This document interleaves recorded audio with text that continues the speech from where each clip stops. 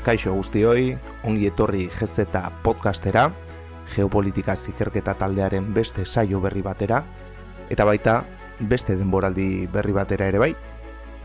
Irailean 6. denboraldiarekin hasi gara, eta euskarazko programazioa ere aurrera doa poliki-poliki. Gogoratu, udan, Afrikan murgildu ginela Josetxo Otegi historialariaren eskutik, Angolako guda jorratuz, eta oraingoan ez gara asko mugituko. Afrikan jarraituko dugu, baina pixkat iparraldera. Ez herrialde zehatz batera, baizik eta eremu geopolitiko batera. Izenburuan ikusiko zenutenez, oraingoan Sahelera bidaiatuko dugu, Ander Aranburuk udan zehar emandako hitzaldi bati esker.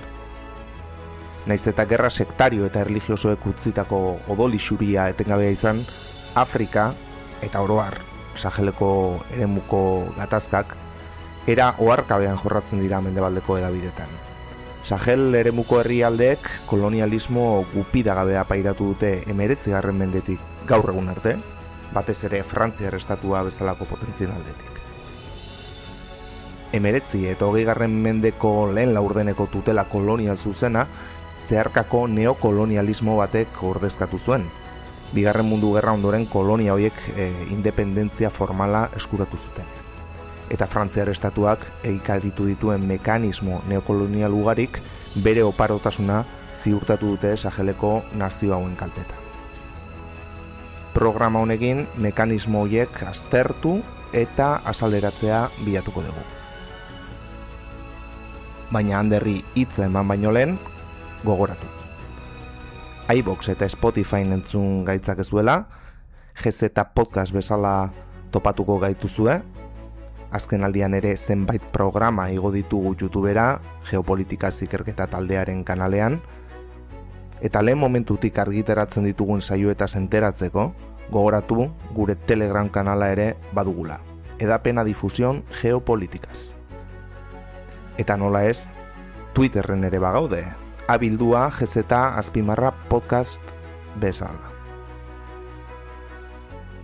Asko eskertzen ditugu like eta retweetak, asko laguntzen baitute egiten den lana zabaltzen, baina are gehiago orokorrean gure sareetan uzten dizkiguzuten iruzkinak. Gehiagoz luzatzeko, honen inguruan saio amaitzerako tarte txiki bat utzi nahi izan dugu, aurreko denboraldian euskarazko saioak posible izatea egin dezuten lagunei eskerrak emateko. Beraz, amaieran berriz entzungo nauzue, baina orain bai, Anderren txanda, gozatu saioaz eta gero arte.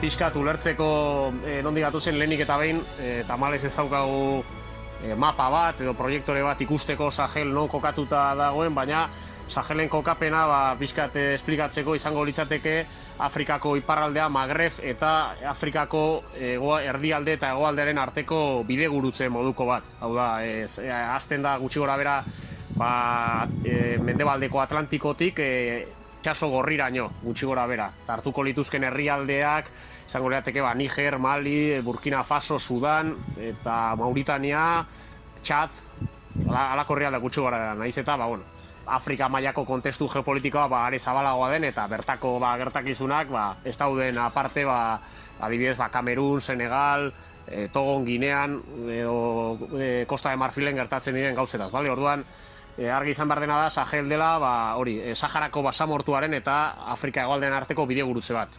Orduan, bertan ere, dagoen aniztasun etnikoa eta erlijiosoa handia da, eta bertan daude denetari komunidade sedentarioak, komunidade nomadak. Horrek sortzen dituen tirabira guztiekin. Orografikoki ere, bere ezaugarri amankomunak edo gutxi gora bera badauzkau, estepa bat izango litzateke, geografikoki esanez, eta bertan dagoen baliabide naturalen aberastasuna ugaria da. Alde horretatik. Behin, geografikoki kokatuta edo ideia bat izan dezazuen, hasiko ginateke hitz egiten zeintzu diren Afrikan edo izan diren aurrekari historikoak edo zein izan den geopolitika aldetik Afrikak izan duen zeresana aurreko ja mende batzuetatik ona. Eta, esan behar da, Afrika garen lehenengo espedizioak egiten hasi zienetik, dakizuenez izan dela esklabuen salerosketarako enplazamendu privilegiatu bat. Bertan joaten ziren Europako merkatariak esklabu bila, eta asko eramaten zituzten Ameriketara, kakaoa, kotoia, garia eta beste hainbat plantazioetan esklabu gisa lan egin zezaten, estatu batuetara.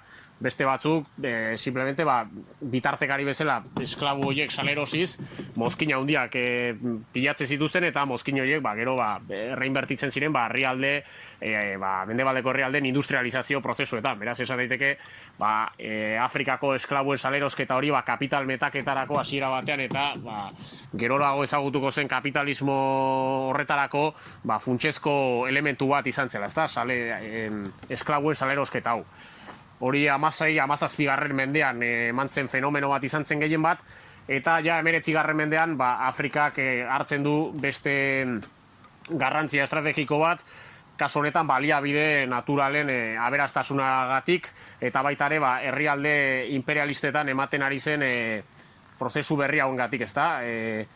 Leninek ondo azaldu bezala bere imperialismoaren inguruko liburu horretan, mendebaldeko herrialdeetan, momentu horretan, ematen da kapital kontzentrazio handi bat, oligopolioak sortzen dira, eta hau fusionatzen da finantza kapitalarekin. Finantza kapitalarekin hasten denean, enpresa hauen kotizazioa edo bere irabaziak jada estatoz gehien bat produkzio jardueratik, baizik eta finantza jardueratik, hau da. Burtsako akzioen salerosketatik, eta orduan sortzen direna da kapital soberakinak. Eta, merkantzia soberakinak sortzen diren bezala, kapital soberakinak. Eta kapital soberakin horiei irtera bat eman behar zaie. Orduan, mendebaldeko herrialdeek bilatzen dute kolonia horietan, haien merkantzia zen kapital soberakinak esportatzeko abagune bat. Orduan, Afrikaren konkistak alde horretatik hartzen du garrantzia handia. Konkista honetan, Europako herrialde gehienak murgilduta daude, protagonismo gehien Frantziak eta Erresuma Batuak izango lukete. Frantzian gainera, hasiera-hasieratik zegoen bokazio kolonialista garbi bat, eta, de hecho, Frantzian ere sortzen da, ja 19. mendean, ministerio bat kolonia auzietarako prest dagoena. Orduan, gutxinaka hasten dira Afrikako, gaur egungo herrialde, ez ere Afrika mendebaldeako herrialde gehienak konkistatzen espedizio desberdinen bitartez, eta hori ja zertifikatzen da edo konfiguratzen da Berlineko 1885eko banaketa kolonial horretan. Bertan, herrialde bakoitzari esleitzen zaizkio kolonia jakin batzuk. Frantzia kontrolatzen du Afrika mendebaldea, batez ere eremu zera batean, horizontal batean, eta Erresuma Batuak lortzen du Afrika horizontalki konkistatzea ekialdetik hegoalderaino. Horiek izango lirateke izango zutena protagonismo handiena Afrikaren konkista horretan. Esan behar da, Afrikako kolonia hauek baliabide natural ikaragarria zeuzkatela, ez? Horien artean aipa daitezke urrea, uranioa bera, petrolioa, bigarren industria iraultzarako ezinbestekoa den lehengaia, burdina, gaur egun fosfatoa, koltana, kobrea, estainoa, nekazaritzarako lursail oparoak, eta luze bat, ezta? Orduan, Frantziar bezalako herrialdentzako kolonia hauek gatibu edukitzea, privilegio hutsa zenen azken finean sortzen zen, kapital transferentzia asimetriko bat Frantziaren alde, hau da, Frantziak lortzen zituen baliabide naturalak oso prezio merkean, eta aldiz Frantziak bere soberakinak, manufaktura soberakinak gehien esportatzen zizkion bere Afrikatako koloniei, prezio asko ere altuagoan. Orduan zegoen kapital transferentzia bat Frantziarentzako oso onuragarria zena, eta horrek baita ere ahalbidetu izan zuen Frantziaren aurrera bide ekonomikoa.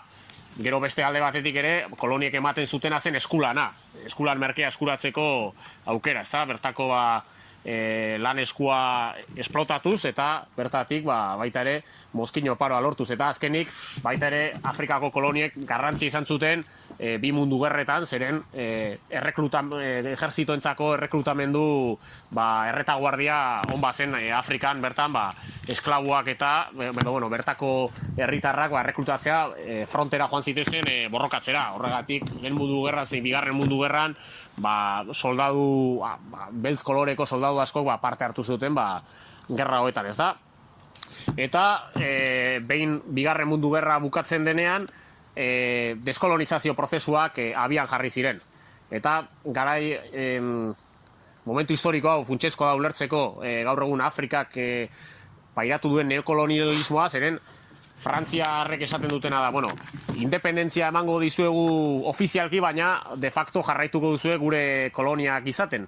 Eta hori gauzatzen da, batez ere, 50. hamarkadatik aurrera, 5. Errepublika, Charles de Gaulle generalak martxan jartzen duenean, saiatzen da, bere jabetza horiek edo, mantentzen bere horretan, naiz eta ofizialki herrialde subiranoak izan. Horretarako, kidetza akordioak deituriko eufemismo batekin, de Gaulle generalak Jacques Foccart, zela Frantziako atzerri ministroa edo figura importante bat, eskatzen dio, Franafrik, edo Afrikako proiektua deituriko egitasmoa martxan jartzeko. Eta proiektu hau egikaritzen da Frantziako kolonia hoiekin klausula desberdinak martxan jarriz, ezta? Azken finean, lankidetza akordio hauek dira Frantziaren tutela bermatzeko operazio bat. Eta hau egikaritzen da arlo desberdinetan. Adibidez, arlo ekonomikoan Frantziak derrigortzen ditu bere kolonia hoiak klausula batzuk sinatzera, non esaten den Frantziako multinazionalek edukiko dutela sarbide privilegiatua baliabide natural horiek ustiatu alizateko. Nolabait ere lortzen dute baliabide natural hauen monopolioa. Frantzia kolonia hauek, izan Kamerun, Senegal, Costa de Marfil eta behartuta daude haien ustiategiak Frantziako enpresei esleitzera da. Eta konpromiso hartzen dute beste herrialde bateko enpresei ez emateko baliabide natural horien ustiapena. Gero beste alde batetik ere, Frantziako multinazionalei ematen zaie Afrikako sektore estrategiko guztien monopolio hau da, sektore estrategikoetan, hasi argindar sektoretik, ura, telekomunikazioak, errepideak, nekazaritza ustiapenak, eta abar luze bat, bale? Eta hemen dago beste klausula importante bat, eta gaur egun arte markatzen duena Afrikako herrialde hauen morrontza koloniala, eta da Frankoaren ezarpena, Franko FCA. Dela, azken finean, Afrikako 14 herrialdek hartu behar dutela Frankoa moneta ofizial gisara bere salerosketa guztietarako. Hau da, ezartzen dena da paridadea Frantziako garai hartako Frankoaren eta kolonia horietako moneta berri horien artean. Gero, 89tik aurrera, euroa izango zen, hau da. Euroarekin paridadea daukat herrialde horiek, eta moneta hau da, azken finean, neokolonialismo hori egikaritzeko tresna edo mekanismo ezinbestekoa. Zeren adibidez, moneta honen beste klausula horien artean, herrialde hauek derrigortuta gaude, haien divisa erreserben, garai batean zen 85, gero erdira pasatu dute, baina gutxienez erdia Frantziako banku zentralean edo altxortegian kokatzera. Orduan, klausula honen bidez, Frantziak lortzen duena da, kapital transferentzia iraunkor bat. Vale? Frantzia konprometitzen da, herrialde hauek baldin baduzkate, divisa reserbetan gero arazoak, hori, divisa reserva horiek kanalizatzera, baina herrialde horiek ordaindu behar diote interes tasa bat Frantziari horregatik, ezta? Eta, beste Frantziarentzako hau abantaila da baita ere, zeren paridade honen bidez, Afrikako herrialdetako lehen gaiak lortzeko, ez dauka divisen fluktuazioen menpe egon beharrik, ezta? Hau da, momentu historikoa ulertzeko, da, ez dakit ezagutzen duzuen Bretton Woods akordioa, non estatu batuek ezartzen dute, ezta, 55tik aurrera, herrialde guztiek nahi baldin badituzte baliabide naturalak lortu, dolarrak eskuratu behar dituztela, ezta? Dolarren menpe daudela salerosketa horiek. Kasu honetan Frantziak lortzen du, Frankoa garai hartan, Bigarren Mundu Gerra bukatuta gero, moneta aulagoa zen edo moneta desegonkorragoa, fluktuazioen menpe ez egote, hau da, baliabideak lortzea era askoz ere errazago edo askoz ere eskuragarriago batean, eta gainera lortzen duena da divisa horiek, herrialde horietako divisa reserven gaineko kontrola edukitzea. Esan bezala derrigortuta daude divisen erdia gutxienez Frantziako altxortegian kokatzera. Gero ere albidetzen duen beste gauza da kapitalen iesa. Zeren enpresa batek, Frantziako duzin enpresak Total Energy, Areva edo beste bat, Vinci edo dena delakoa, negozioak egin baldin baditu herrialde horretan, errepatriatu edo aberriratu ditzake mozkin horiek inolako arazorik gabe, ezta? Eta gero baita ere, merkatu afrikarrak dauzka kautibo bezala, orduan horrek bermatzen dio, herrialde horiekiko superabit komertziala beti edukiko duela, ezta?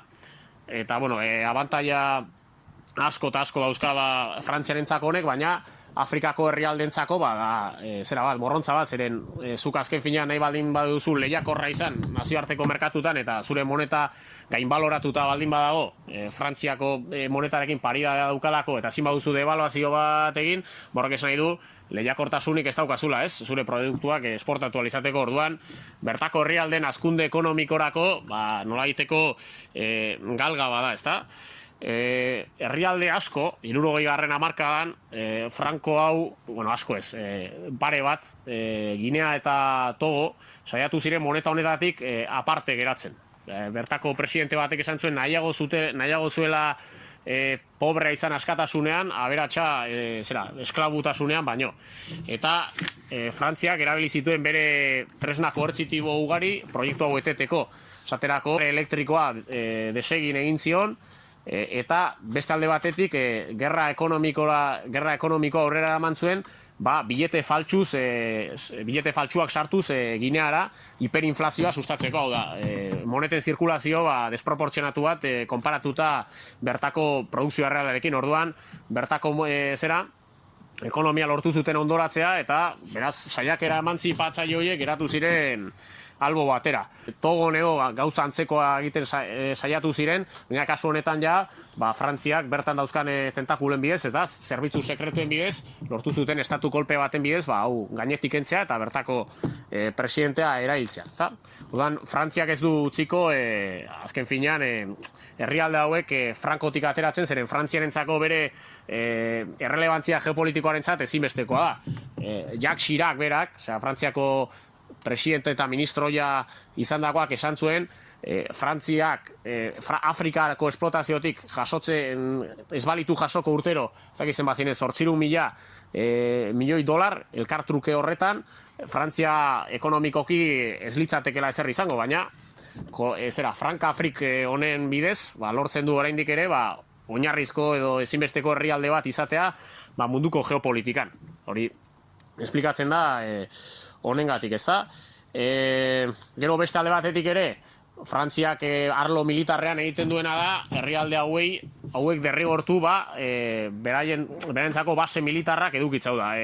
Lur mailan, itsas mailan eta aire mailan, Frantziako ekipamendu edo efektibo militarrak daude presente edozein herrialdetan. Base militarra dauzkate kokatuta edonon, bertako herrialdeak derrigortuta daude baien azpiegitura jartzera Frantziako ejerzitoko indarren mesedera eta luze bat.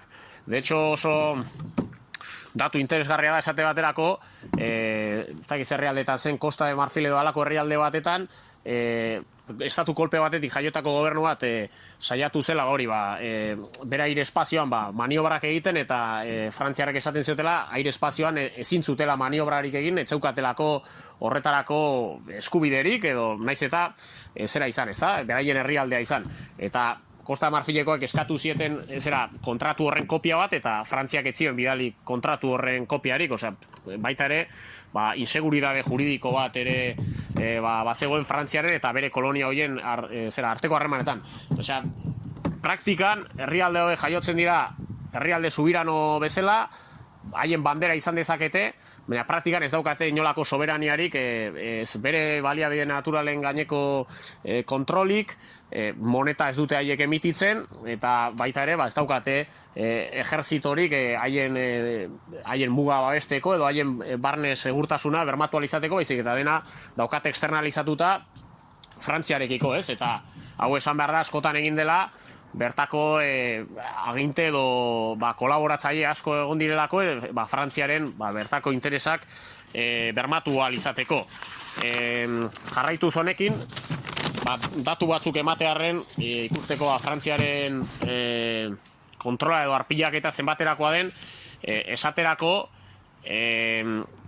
Frantzia badakizue energia nuklearrarekiko menpekotasun handia daukala, orduan behar du uranioa.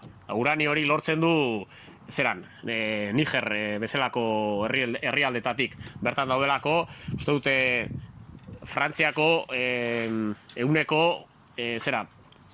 uranioaren euneko berrogeia lortzen du Nigerretik. Eta bertan dago presente Frantziako enpresa nagusienetakoa dela Areva. Areva enpresa dauka Frantziar estatuaren akzio da, Frantziar estatua da akzio du nagusia, akzioen euneko 85 dauka.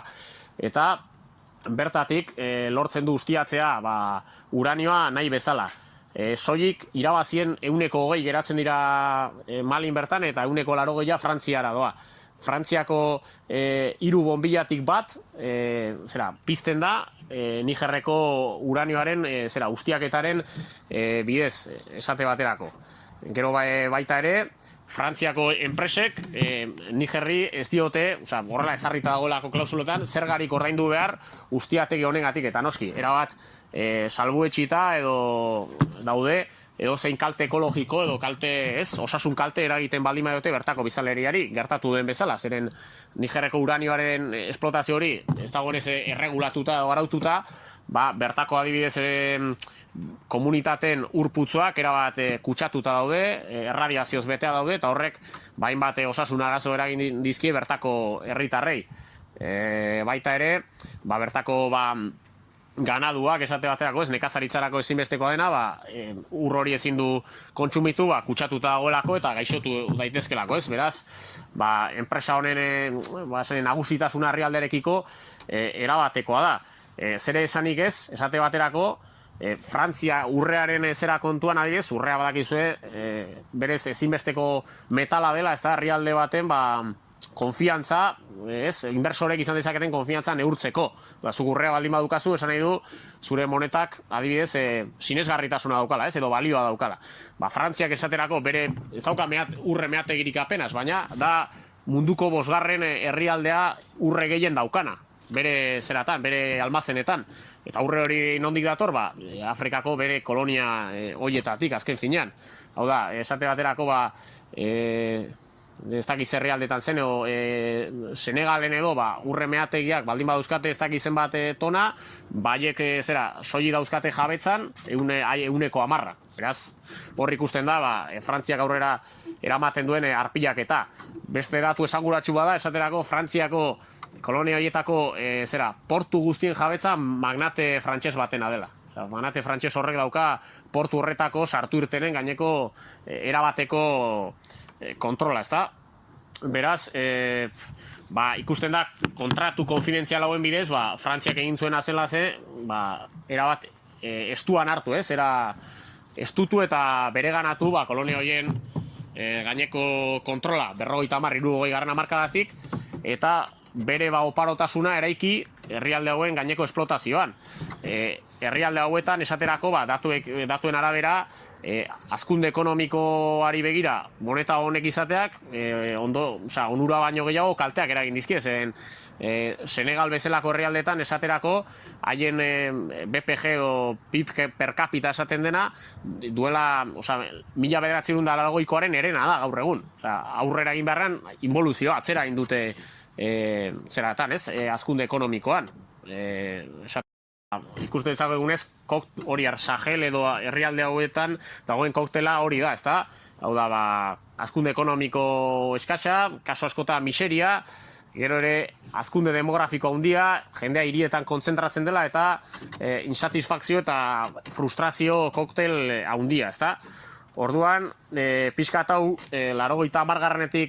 hamarkadatik aurrera, egikaritzen da jihadismoaren gorakadarekin, esate baterako, ez? Jihadismoa izateke degradazioaren ondorio. Jihadismoaren jatorriak, konplexuak izan daitezke, gutxienez, erremontatu behar gara, 20. hamarkadara, Egipto sortzen dira naia musulmanak, ez da talde fundamentalista eta integrista bat, nahi zutena Sharia legea izatea zuzenbidearen jatorria, baina gero espansio bat bizitzen du jihadismoak 80. hamarkadan Afganistanen, ez da, saiatzen direnean Sovietarrak bertatik kanporatzen eta Estatu Batuak erabiltzen dute Bin Laden famatura zela, ez? Petroleo magnate handi bat finantziatzeko talde jihadista edo talde fundamentalista hauek eta gobernutik botatzeko Afganistanen zegoen gobernu aurrerakoi bat. Hau, ekialde hurbilaz aparte eta Asia erdialdez aparte, Afrika iparraldean eta Saheleko herrialdetan ere zabaltzen hasten da. Esate baterako, adierazgarria da horretarako, Argelian, 80. hamarkadan, eman zen gerra, ezta? Jihadistak saiatu ziren botere hartzen, eta bertat gobernu laikoa kentzen boteretik, baina gerra zibilaren ostean ez zuten lortu, baina zelula asko edo indarrean geratu ziren, eta gutxinaka Saheleko herrialdetan hasi ziren baita ere espansio bat edukitzen. 2000. Urtetik aurrera ematen dira zenbait eta zenbait faktore endogeno, zin exogeno, honen zabalkundea azaltzen dutenak, ezta? Faktore endogenoen artean, esan bezala, aipatu daitezke, estatu hauek jaiotzen dira subirano bezala, baina ez dutela lortzen identitate nazional emankor bat eraikitzen haien herrialdetan, hau da. Tentsio etnikoak, bertan biziren etnia desberdinen artean, erabatekoa dira. Adibide bezala jar daiteke Sahel bezalako herrialdetan Tuareg etnia, esate baterako banaketa kolonial horren ondoren geratzen da diseminatuta herrialde desberdinen artean, ezta? Mali, Mauritania, Argelia eta bar. Eta etnia honek esate baterako bere ezaugarretako bada nomada dela, ezta? Herri nomada bezala bizi da, baina Maliko gobernua saiatu zen 2000. hamarkadatik aurrera sustatzen bertako komunitate guztien sedentarizazio bat. Hau da, helduleku edo bizileku finkoak izan zitezen denak, ez?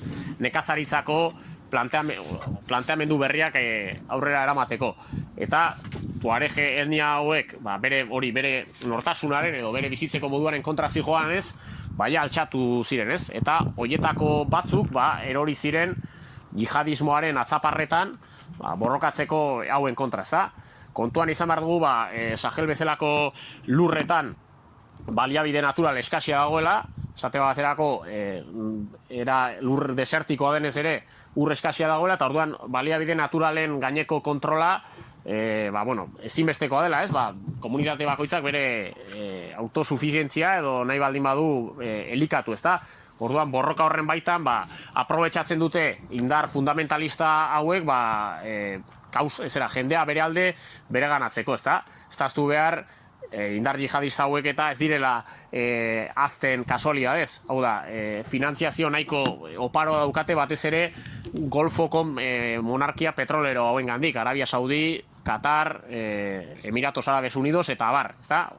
Haien tentakulak zabaltzen dituzte, eliza integristak sortuz, jendea doktrinatuz, horretarako kultu tokiak sortuz, eta jihadismoa doa, gutxi gora bera, geroz eta aldeko gehiago eta errekrutamendu gaitasun gero eta handiagoa lortzen, ez? Afrikako batez ere komunitate gazteengan. Esan bezala, gazte batzuk non ez daukaten pertenentzia sentimendu handirik bere herrialdearekiko.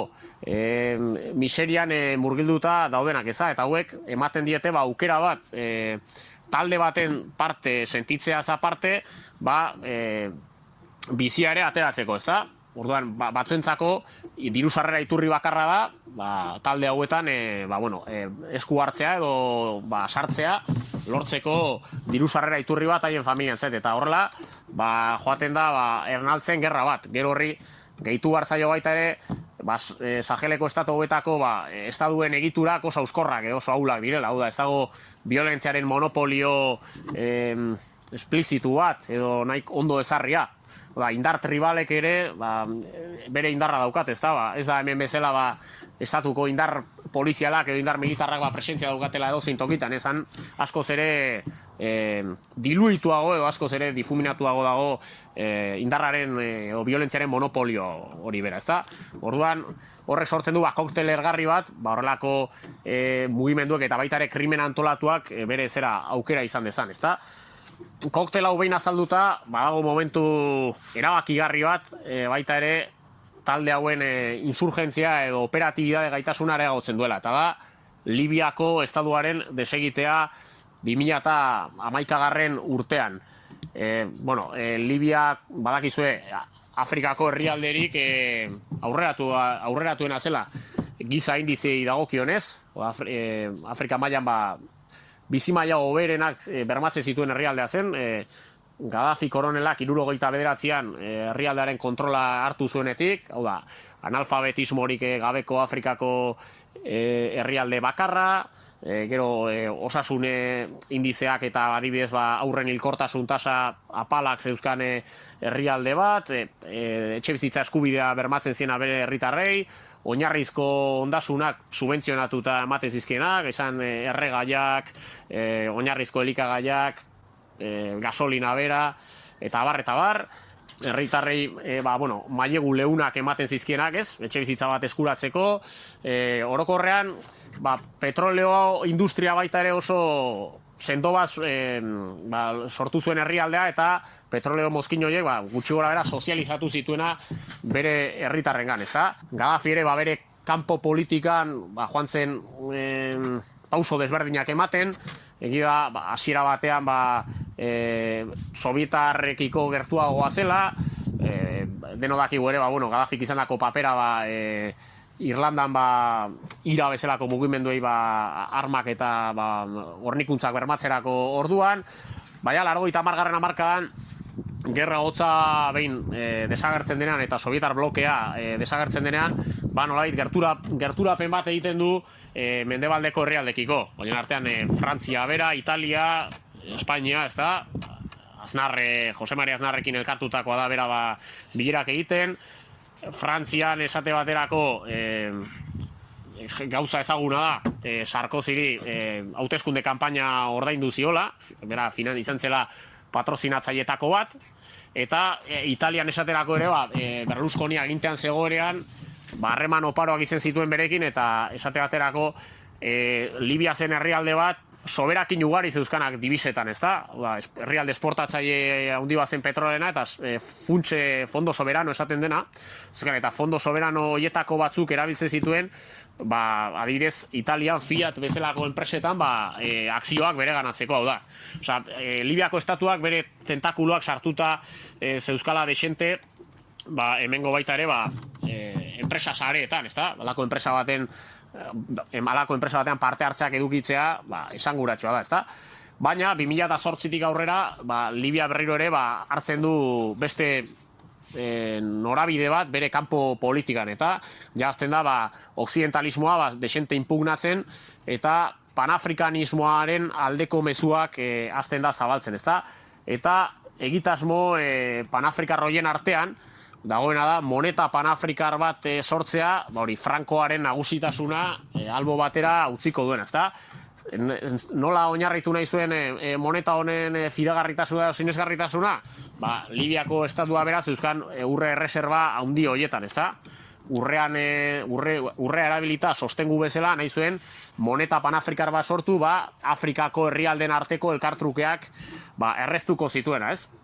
Eta orduan, hortik aurrera, mendebaldenko herrialdentzat, Libia lagun izatetik pasatzen da erabateko etxaila izatera egun batetik bestera, ezta?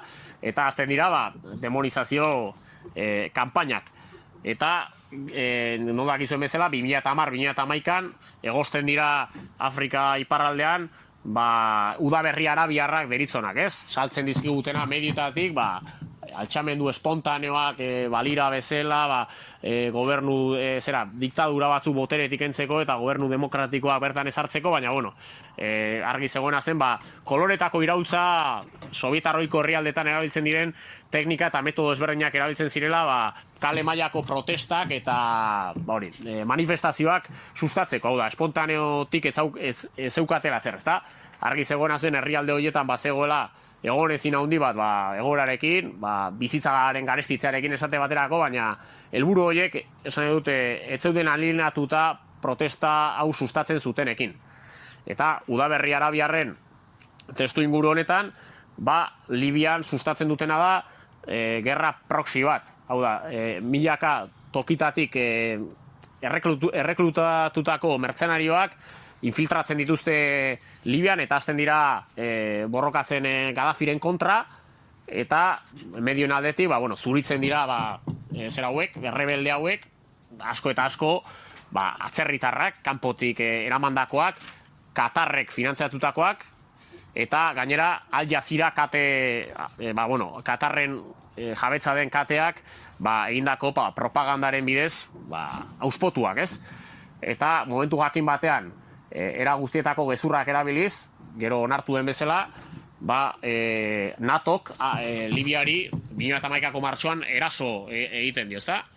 Eraso honen bidez, momentu jakin batean lortzen dute Gaddafiren gobernua kolapsatzea, eta gobernua kolapsatzearen ondorioz, Gaddafi bera matxino batzuek gatibo hartzen dute eta ejekutatzen dute, ezta? Kuriosena zen, bideoa gainera grabatuta dago, azten direnean bera ostiatzen eta kuriosena da, bera akatzen duten askok, gaztelera hitz egiten dutela azentu kolombiar batekin. Ikusteko etzela barne auzi bat, baizik eta kanpotik orkestratutako zehozer, ezta? Eta honekin batera, Libia murgiltzen da kaos eta desegite prozesu batean, hau da, estadua desagertzen da, hainbat fakziok hartzen dute herrialdeko zati desberdinen gaineko kontrola, eta horrekin batera baita ere, egitasmo panafrikar hauek, bertan bera geratzen dira, ezta? Eta aldi berean ere, esan behar da, mendebaldeko herrialdek, Libiako, banku zentrala sakeatzen dute, eta bertan zeuden ur erreserba guztiak konfiskatzen dituzte, era guztiz, pirateo moduko bat eginez, ezta? Eta honek, esan bezala, Libiako desegite honek, ez dauzka baita bakarrik ondorioak, kausa panafrikar hau neutralizatzerako orduan, baizik eta dauzka ondorioak Sahelen gaur egun bizi den violentzia espiral horretan, zeren Gaddafik zeuzkan arsenalak sakabanatzen dira talde integrista desberdinen artean, eta horrek egiten duena da talde hauen gaitasun operatiboa areagotu, ezta, lurraldeak beregana ditzaten, ezta? Eta orduan Mali bezalako herrialdetan esate baterako horrek dauzka berehalako ondorioak eta kaosa eta disputak, ez, lurraldeak hartzen dira berebiziko garrantzia hartzen. Testu inguru honetan ematen da 2013an Frantziako estatuaren operazio militar bat Malin bertan Sabre operazioa gisa deitu zutena, ezta? Frantziak azkenean nahi duena da egoera egonkortu basikamente bere uranio ustiategiak ez daitezen arriskuan geratu eta ez ditzan hartu talde errebelde batek, ezta? Eta horrek suposa diezaioken arazoekin bere barne horrikuntzari begira, ezta? Baina Frantziak esku hartzen badu ere ez du lortzen egoera estabilizatzea eta bertan berriro ere orden bat ezartzea, ezta? Hau da, terrorismoaren izurrite hori jarraitzen du areagotzen etenik gabe herrialde hauetan eta borrokak erabatekoak dira, ezta? Orduan, zer gertatzen da herrialde hauetan geopolitikaren ikuspegitik? Bertako biztanleek garatzen dutela Frantziarrekiko geroz eta arbullo handiagoa, ezta? Edo geroz eta desafekzioa handiagoa. Zen ikusten dute Frantziari externalizatu diotela, ezta? Haien segurtasunaren gaineko kontrola, baina Frantziako indarrak ez direla kapazak bertan orden egonkor bat ezartzeko eta talde terrorista edo talde bintzat insurgente hauek desaktibatzeko. Orduan, Frantziarekiko arbuioa ikusita, beste potentzia batzuk aprobetxatzen dute, baita ere, bere aukera, bertan, haien tentakuloak zabaltzeko. Potentzia horietako bat, obviamente litzateke Errusia, Errusiak azken finean erabiltzen ditu hainbat palanka, eta palanka horietako bada urte hauetatik aurrera, 2014-15 aurrera, Wagner mertzenario taldeen esku hartzea, Wagner da mertzenario talde bat, zeren ofizialki ez da Errusiako ejerzitoaren menpe dagoen mertzenario talde bat, baizik eta da enpresa pribatu bat bezala, naiz eta loturak Errusiar Federazioko agintariekin nabarmena diren, eta Wagnerrek ematen dituena da, zerbitzuak.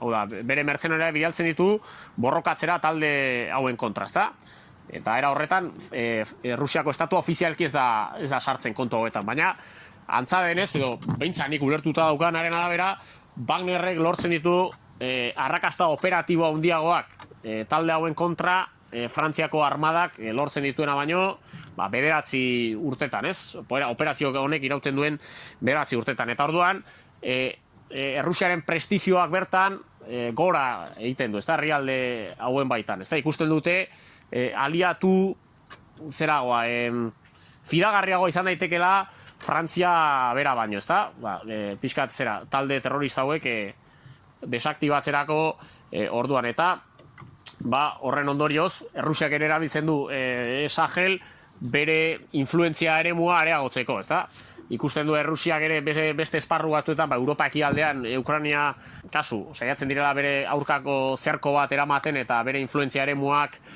mendebalderen zekartzen, aldi berean ere Siriako gerran, saiatu zirela Siriako bere presentzia murrizten, eta luze bat, eta Errusia saiatzen da zerko honi, kontrazerko bat egiten, herrialde hauetan bere influentzia areagotuz, Gero, beste alde batetik ere, Errusia lortzen du ere Afrikan, geroz eta presentzia handiagoa edukitzea, batez ere, bere arma industria oparoaren bitartez, Errusia arma esportatzaile nagusia da, eta herrialde hauek, batez ere Niger, Malik eta ikusten dute Errusiar merkatuan, aukera alternatibo bat, kalidade handiagoko armak eskuratu ahal izateko. Esan behar da, Wagner bezalako enpresen zerbitzuak ez direla doakoak. Wagnerrek hasiera batean ez dizu eskatzen berari ordaintzeko diru bat, baina kontraprestazio bezala exigitzen duena da, gero, adibidez, uranio ustiategiak, urre ustiategiak, kobre ustiategiak, edo abar, adibidez bere garantia bezala jartzea, Afrikako herrialde horiek, ez daukate gaitasun ekonomikorik ordaintzeko Wagnerrek ematen dituen zerbitzua, baina horregatik garantia bezala, kontraprestazio bezala, jarri behar dituzte haien baliabide naturalak, Horrela, Errusiak lortzen du ere, toki horietan, sartzea, enkubierto horretan gutxi gora bera, eta beste alde batetik ere lortzen dituena da, aliatu berriak, politikoki ere, bere presentzia areagotu ahal izateko mundu mailan. Errusiaz gain, gero beste herrialde bat, 2000 urtetik aurrera sartu dena masiboki da Txinar Errepublika, Afrikan edo Afrikako herrialdetan, inolako elkartruke ekonomikorik ez izatetik, pasada inbertsore nagusia izatera area guztietan, eta dakizuenez, Txinak erabiltzen duen diplomazioa beste herrialdekin alderatuta, pixka bat ezberdinago da, Txinak Afrikan bere baliabide naturalak bilatzen ditu, bere hazkunde ekonomiko eta bere garapen industrialari irtenbide bat emateko, eta horretarako erabiltzen dituen mekanismoa da, win-win, biok irabazten dugula, nahiz eta elkartruke asimetriko xamarra izan. Txinak zuke berari baliabide naturalak ematearen truke, errepideak, ospitalak, zentral elektrikoak, urtegiak, trenbideak, eta eraikitzen dizkizu, Baina emaitza izan da, Txinak azkeneko 25 urtetan izan duen penetrazio honen ondorioz, gehiago lagundu diola Afrikari garatzen, mendebaldeak azkeneko 4-5 mendeetan baino, Orduan, bertakoek Txina ikusten dute bazkide zerago, emankorrago edo oparoago bezala, ezta? Porque gainera Txinak ez du zure barne politikan esku hartzerik egiten. Hau da, berdin zaio ze regimen mota zaren, berdin zaio ze gobernu mota daukazun osatuta, negozioetarako bazkide fidagarria zaren enean, jarraituko dute zurekin negozioak egiten, eta bueno, gutxienez, mozkinen zati bat berrin bertituko dute, herrialdea hobeto vertebratuago egon dadin azpiegiturei dagokionez, ezta? Ja, Txinarekin dagoen aldea beste potentzekin alderatuta. Orduan, ez da harritzekoa, herrialde hauetan ikusita mundua unipolartasun batetik, edo mendebaldeko herrialdeen nagusitasunetik multipolaridade batera igarotzen ari den honetan, konfiantza gehiago izatea beste bazkide batzuengan, ezta? Errusia eta Txina kasu. Baita ere, potentzia hauetaz aparte esan behar da, Turkia bezalako herrialdeak ere adibidez daudela sartuta zurretaraino, baita ere, mertzenario enpresak erabiliz palanka bezala, Libia bezalako herrialdetan, ezta? Orduan ikusten da, Saheleko eremua eta batez ere Afrikako eremu hau mundu mailako geopolitikaren birkonfigurazio honetan zeresan handia lortzen ari dela.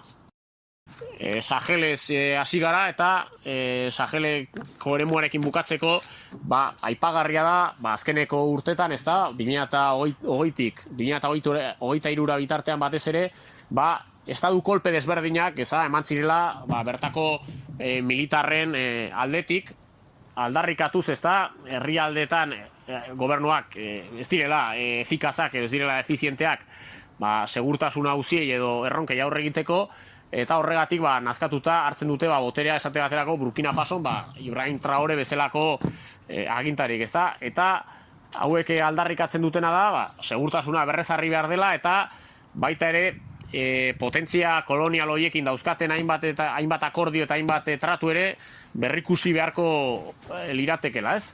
Eta horregatik erregimen haue, ezarri berri den erregimen hauen ezaugarri nabarmenetako bada Frantziar estatuarekiko daukaten hori arbulloa, ezta?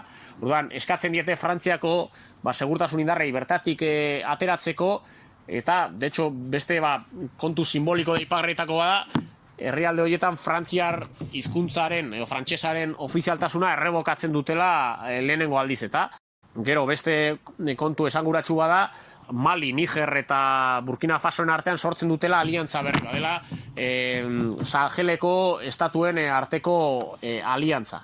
Aliantza honetan, asistentzia reziprokorako klausula batzuk hitzartzen dira, ez da herrialde bat erasotua izaten denean, beste herrialde batek laguntza emango diola, armamentua, tropak eta baliabideak bidaliz, ezta, eta haien arteko mugen gaineko kontrola ere bermatuko dutela, ezta.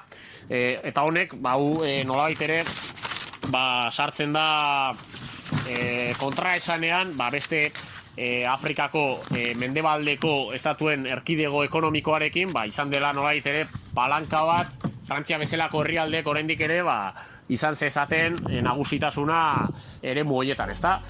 Momentuz ikusteko dago, zein izango den, erregimen hauek daukaten bilakaera, nik esan bezala, ezagutza mugatua daukat, porque azken finean herrialde hauen ere mosaikoa, nortasun aldetik eta ikaragarrizkoa da, eta gehiago ikertu beharko litzateke, baina, hori da esan dezake dana, gutxi gora bera, Sahel bera, potentzien arteko norgehiagoka honetan, ezinbesteko lurraldea bilakatzen ari dela, ez bakarrik bere kokapen estrategikoagatik, dauzkan aberastasunengatik baita ere lurzoruan, eta baita ere herentzia kolonialarekin gutxienez apurketak emateko egitasmoak martxan jartzen ari direlako.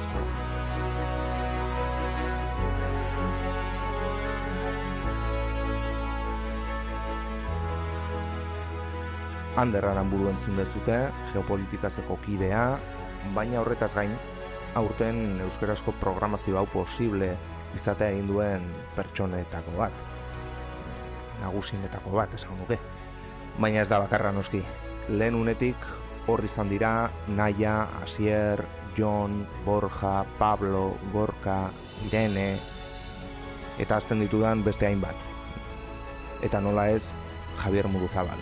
Euskaldun berri moduan euskararen aldeko apostu hau lehen unetik babestu duena eta pila bat irakatsi diguna zuek horrelako saioetaz gozatzeko.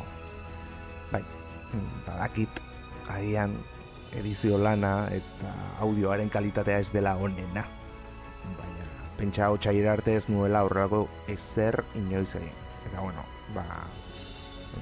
hasi berria gea eta akatsak egite ditugu. Baina akatsetatik ere asko ikasten da, pila bat. Askotan burua uste pila bat ere izan ditugu, zuek pentsa baino askoz ere gehiago, ziurrenik.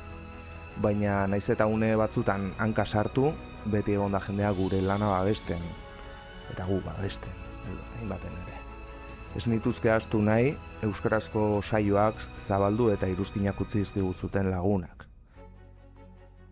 Kepa, JJ, Maialen, Javi Doriko, Txus, Josetxo, Aritz, Ander, Garazi, Carlos Agirre, Irauten, Naparra, Blue, Alaska, Izalbin, Mengano, pila bat. Eskerrik asko guztiagatik, bihotzez, eta espero dugu denboraldi berri honetan berriz bide lagun izatea. Carlos Turrillas nauzue, eta hau GZ Podcast izan da. Laster arte.